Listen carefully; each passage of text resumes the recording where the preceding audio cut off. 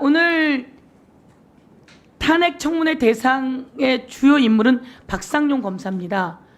이 수원지검 사건의 주인 검사 박상용 검사입니다. 그런데 박상용 검사는 뭐가 두려운지, 무엇을 숨기려고 하는지 왜 이 자리에 안 나오는 거죠?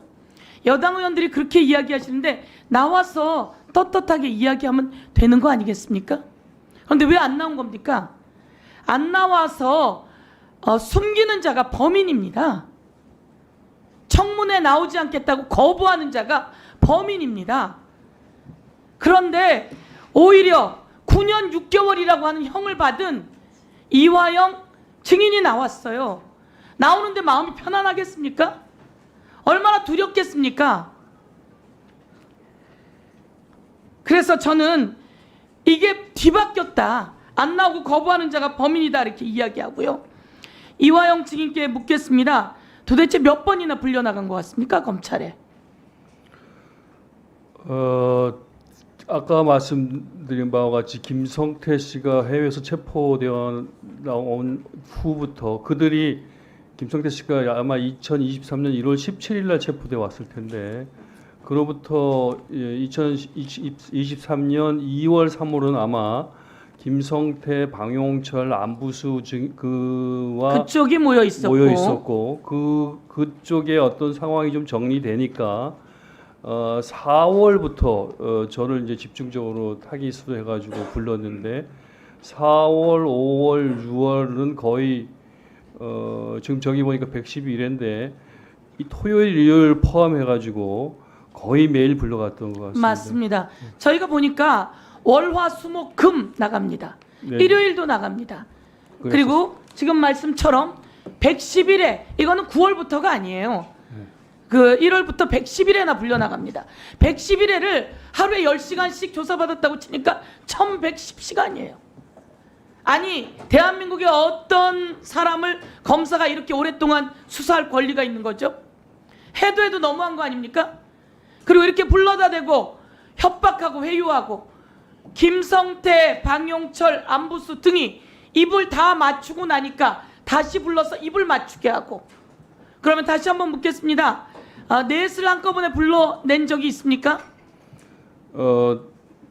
저기 지금 적시되어 있는 저와 김성태, 방용철, 안부수 넷을 불러서 여러 번 대지를 했고요. 또 대지를 하지 않고 조서를 쓰지 않을 경우에도 같이 있었던 적도 불렀던 적도 있었고요.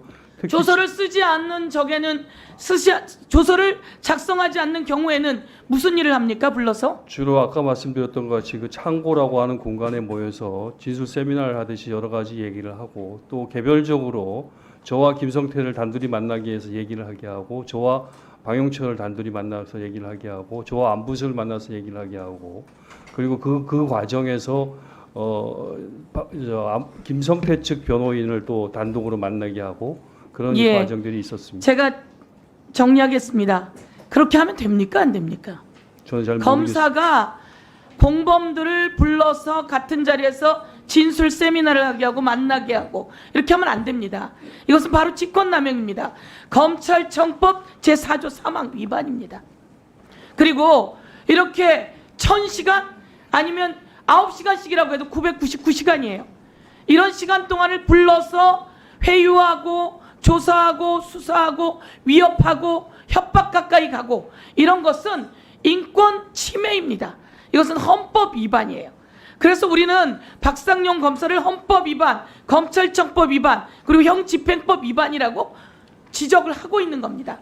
제가 오늘 오전에 이야기했지만 같은 시간에 나간 거 한번 들어봐 주세요.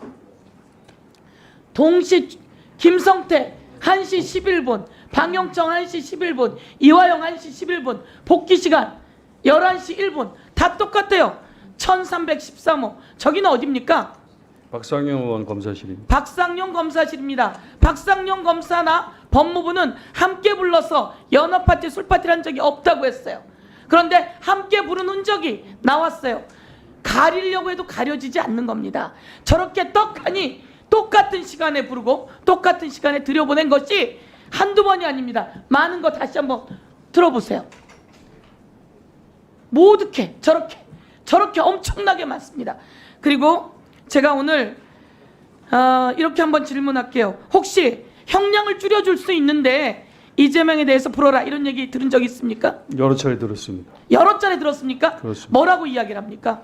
제가 뭐 비방록에도 일부 적어놨는데 이재명 대표에 대해서 진술을 하면 제가 이재명 대표가 주범이 되고 제가 종범이 되고 이재명 대표가 제3자 뇌물죄로 기소되면 저와 지금 제가 1심에서 처벌받은 모든 내용들이 다 상쇄되고 없어지기 때문에 제가 그 상태에서 보석으로 나갈 수 있게 할 수 있다라는 제안을 받았고 또 네, 하나는 그것은 검사의 직권을 넘어선 범죄 행위입니다. 한 가지 더 물어볼게요. 가족을 혹시 데려다 주겠다 이러면서 회유한 적도 있습니까? 여러 차례 있었습니다. 여러 차례 있었습니까? 그렇습니다. 그건 어떻게 합니까? 우리 집사람을 면담을 시키겠다고 검찰청에 불러서 면담을 시키겠다고 했는데 저는 만나고 싶었는데 집사람이 계속 거부해서 안 나왔고요. 아들을 만나게 해주겠다. 아들이요. 또 같이 구속되어져 있었던 신명석 국장을 1대1로 면담시켜주겠다 해서 같이 만나가지고 또 신명석 국장의 구속 상태를 해제시켜 줄 수 있다 이런 얘기를 들었었고요. 또 다른 지인들도 1대1로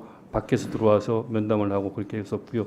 그 과정 속에서 변호사분들을 많이 만났습니다. 변호사분들이 김성태 측 변호인으로 선임되었었던 분들이 여러분들이 오셔서 다양하게 저를 개별적으로 만나서 1대1로 만나고 설득을 하면서 검찰 편을 들고 김성태 말을 듣는 것이 현재 상태에서 가장 나한테 피고인 이화영한테 유리한 상황이다. 이런 것들을 계속 원하지 않는 변호사를 데리고 와서 회유한 정황들이군요. 그렇습니다. 그러면 변호사의 조력을 받아야 되는데 그 변호사가 쫓겨난 적이 있다고 들었습니다. 검찰에서는 문자를 보내서 변호사를 오라고 했는데 그 변호사에게 주거 침입 등등 변호사 못하게 하겠다는 등등 협박하면서 박상용 검사가 쫓아냈다고 하는 내용도 있습니다. 그런 내용이 있습니까? 그런 내용이 있습니다. 설명해 보시겠습니까? 서모 변호사가 저를 위해서 검찰청에 왔는데 그 시간이 쫓겨가지고 선임계 같은 절차가 좀 미비했는데 그것을 근거로 해서 박상용 검사가 변호인 참관을 못하게 했었습니다. 그래서 현장에서 쓰겠다고 그랬는데 하여튼 고성이 오가면서 못하게 했었고 또 한 번은 그런 일도 있었습니다.